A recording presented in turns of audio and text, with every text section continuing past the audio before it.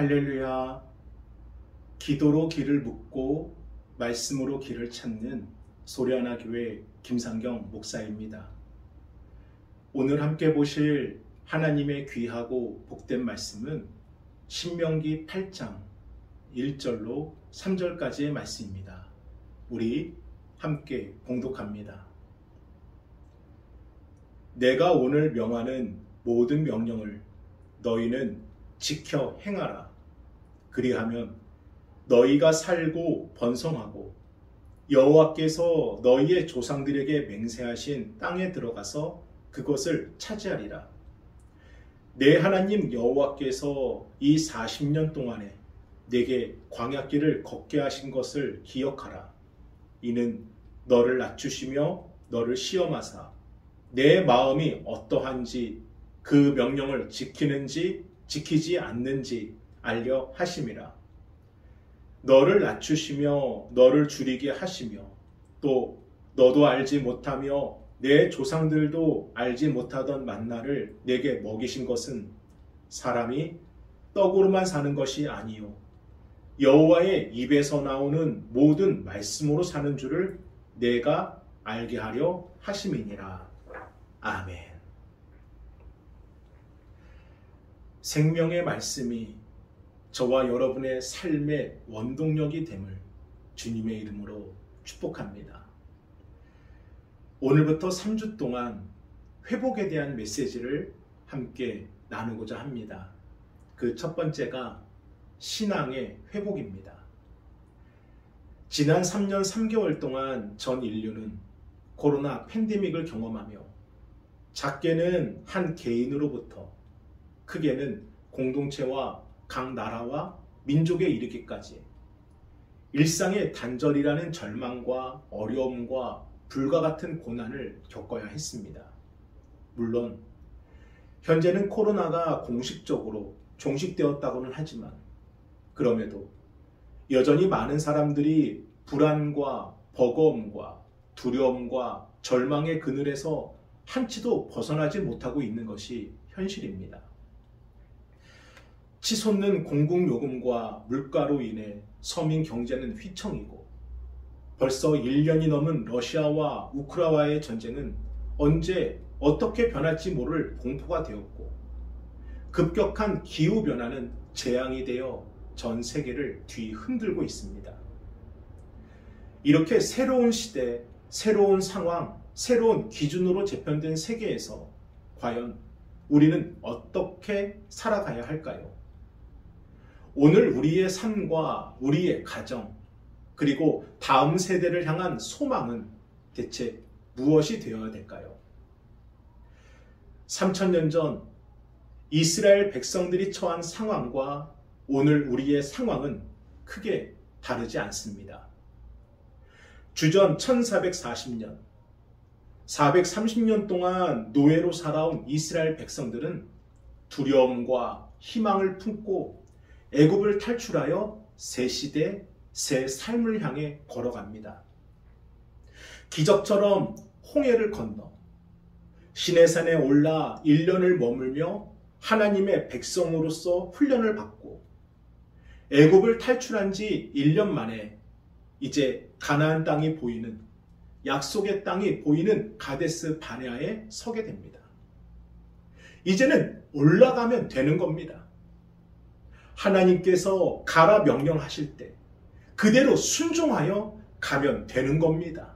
그런데 그때 생각을 합니다. 그리고 판단하고 결정합니다. 안 됩니다. 못 갑니다. 할 수 없습니다. 단지 여호수아와 갈렙 두 사람만이 하나님이 하시면 할 수 있습니다 말할 뿐이고 이스라엘 백성들은 안 된다, 못 간다, 할 수 없다 소리를 칩니다. 우리 민수기 14장 28절의 말씀을 함께 읽어봅니다. 그들에게 이르기를 여호와의 말씀에 내 삶을 두고 맹세하노라.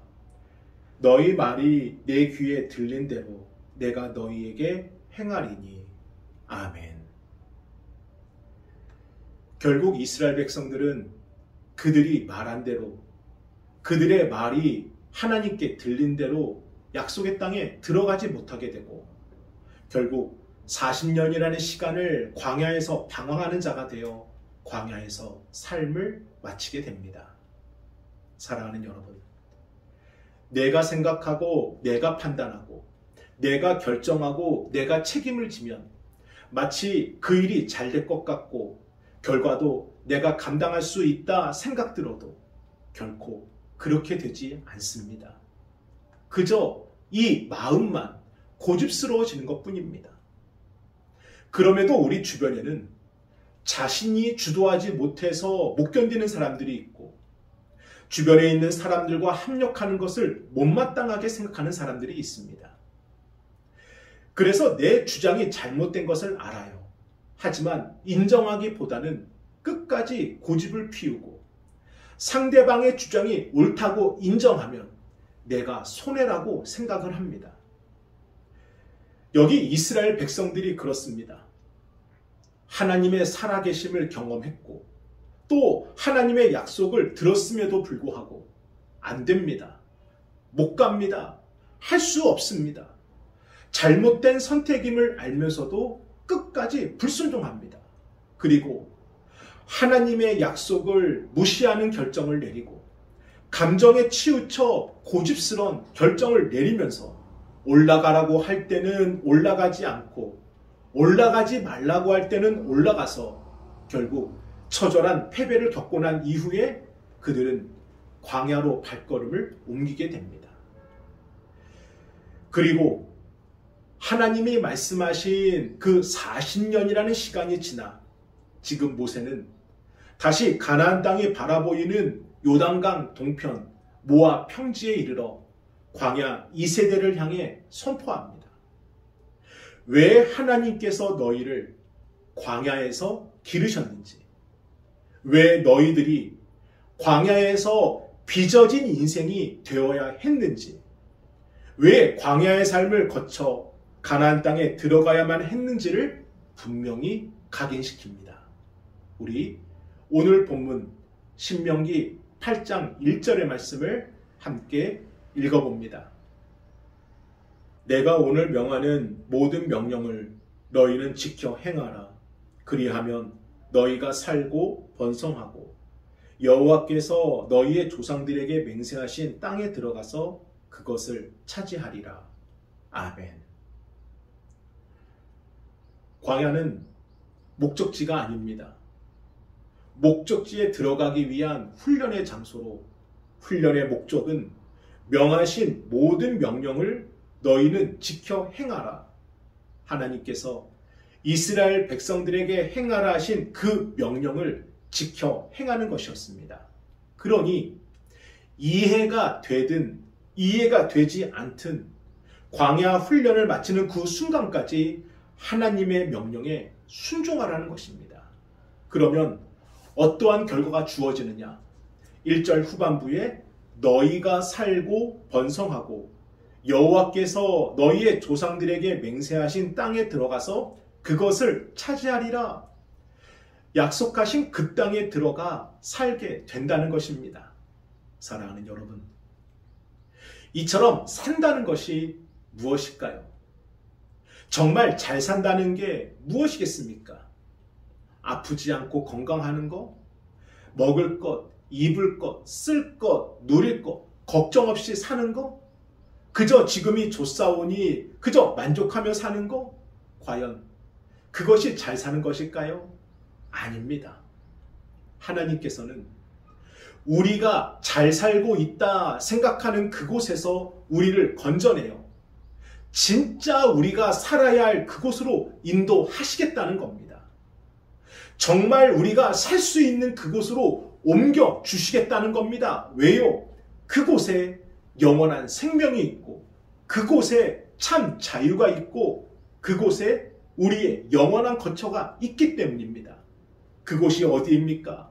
바로 하나님의 나라, 영원한 하나님의 땅, 저 천국인 것입니다. 그래서 광야란 우리를 죽이려고 끌고 가는 것이 아니라 우리를 살리려고 이끌고 가시는 곳입니다.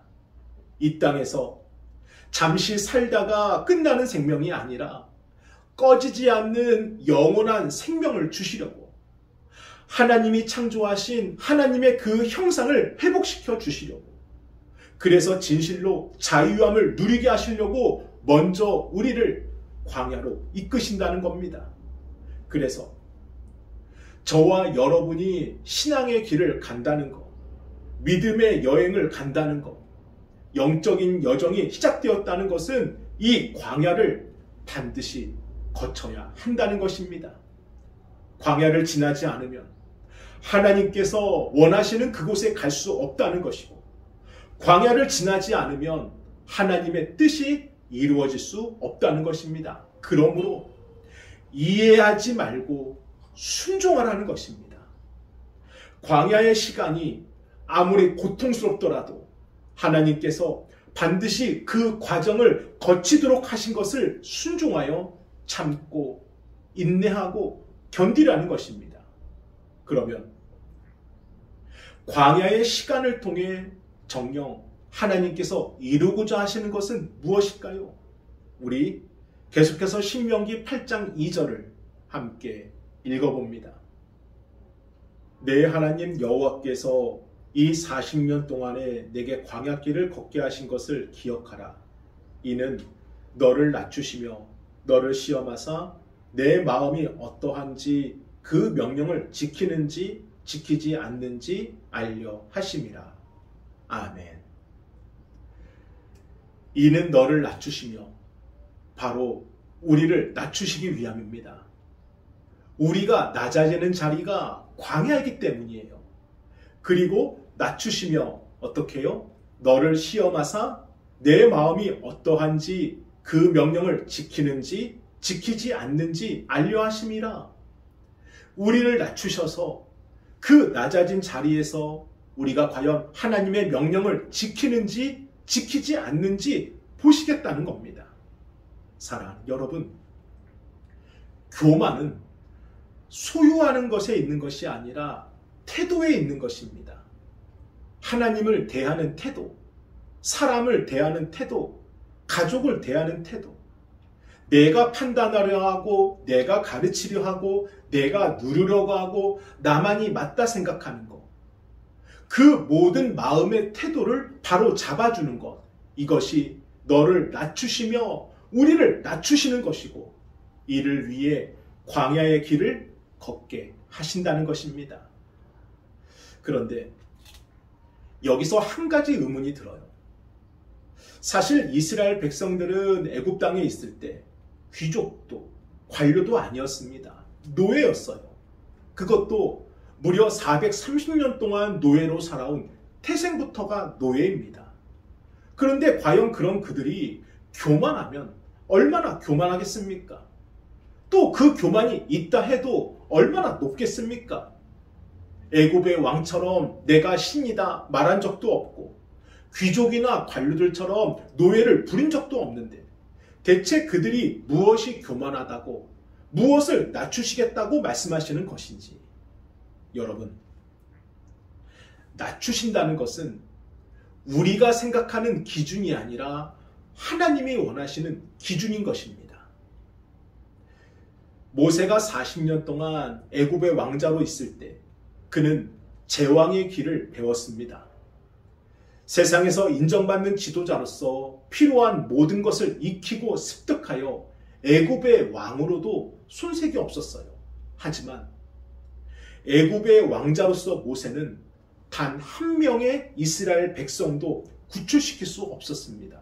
오히려 자신의 신념에 따라 행동했던 그 일이 올무가 되어 자신의 생사조차 감당할 수 없는 도망자가 되고 말지요. 그러나 미디안 광야에서 목동이 되어 40년 동안 철저하게 낮아지고 낮아져 그가 자신의 힘과 능력이 아닌 오직 하나님의 말씀에 철저하게 순종했을 때 모세는 200만이 넘는 이스라엘 백성들을 이끌고 출애굽하는 위대한 역사의 현장에 쓰임받게 되었습니다. 다윗은 어떻습니까? 다윗은 골리앗을 쓰러뜨린 이스라엘의 대스타였습니다. 사울은 천천히요, 다윗은 만만이라 왕보다 더 높은 인기를 누렸어요. 인싸 중에 인싸였습니다. 하지만 사람들에게 인정받던 그때는 세움받지를 못합니다. 10년 동안 광야의 시간을 견디고 참고 인내하며 내 힘으로는 아무것도 할 수 없다는 것을 철저하게 깨달은 이후에야 비로소 다윗은 이스라엘의 왕으로 세움받게 되었습니다. 사랑하는 여러분, 낮아질 때 비로소 들리는 소리가 있습니다. 낮아질 때 그때 경험하게 되는 것이 있습니다. 천재로 불리며 인생의 오르막길만 걷던 한 사람은 주변의 기대대로 하버드 대학의 교수회까지 오르게 됩니다. 그러던 어느 날 한 지적장애 소년을 만나면서 그는 자신이 지금까지 갖고 있던 모든 생각이 달라졌고 하버드대 교수직과 베스트셀러 작가라는 지위와 인기 등 모든 특권을 버리고 지적장애인들의 수용시설로 들어가 장애인들을 도와주는 일을 시작하게 됩니다. 사람들은 대체 왜 그 일을 하는지 그에게 물었지만 그는 그저 침묵만 할 뿐이었습니다. 그리고 오랜 세월이 지난 후 그는 예수의 이름으로라는 이 자신의 저서를 통해 이렇게 고백합니다. 내가 오르막길을 올라갈 때는 성공과 칭찬에 가려 예수님이 전혀 보이질 않았지만 내가 내리막길을 내려갈 때는 오직 예수님만 보였습니다. 라고요. 이가 바로 21세기 최고의 영성가 헨리 나우엔입니다. 이처럼 우리가 낮아질 때 비로소 들리는 소리가 있습니다. 사랑하는 자녀야, 내 삶은 너 혼자 걷는 길이 아니란다. 사랑하는 자녀야, 내 삶은 내가 원하고 택해서 걷는 길이 아니라 하나님 여호와께서 원하셔서 너와 내가 함께 걷는 길이란다. 그리고 우리가 낮아질 때 그때 경험하게 되는 것이 있습니다. 아, 하나님께서 우리 가정을 이렇게 인도해주고 계시는구나. 이것이 구름기둥과 불기둥이구나. 갈급한 내 심령 위에 생수의 강을 부어 주시는구나. 영적인 허기짐을 채워주는 것, 이것이 만나이고 이것이 메추라기구나. 사랑하는 여러분, 풀은 마르고 꽃은 시들어도 영원히 변하지 않는 진리가 우리에게는 있습니다. 황무지에 장미꽃이 피어나듯이 오늘을 살아가는 주의 자녀들에게는 회복을 넘어 다시 부흥으로 갈 수 있는 문이 열려 있습니다. 그곳이 광야입니다. 우리 신명기 8장 3절의 말씀을 함께 읽어봅니다. 너를 낮추시며 너를 죽이게 하시며 또 너도 알지 못하며 내 조상들도 알지 못하던 만나를 내게 먹이신 것은 사람이 떡으로만 사는 것이 아니요 여호와의 입에서 나오는 모든 말씀으로 사는 줄을 내가 알게 하려 하심이니라. 아멘. 광야는 99%가 고통입니다. 두 번 다시는 경험하고 싶지 않은 고난이 광야에 있습니다. 그러나 단 1%. 오직 광야에서만 듣게 되고 보게 되고 경험하는 것이 있으니 그것이 바로 여호와의 입에서 나오는 모든 말씀인 것입니다. 우리가 세상에 있으면 들려도 들리지 않고 보아도 보이질 않고 경험을 해도 그 맛을 알 수는 없지만 광야에 서면 너무나 생생하게 들리고 너무나 확실하게 보이고 너무 분명하게 맛을 보게 됩니다. 세상은 이것을 기적이라 말하고 우리는 은혜라고 고백하는 것입니다. 그런데 그 1%의 은혜가 99%의 고통을 덮어줍니다. 그것이 바로 신앙입니다.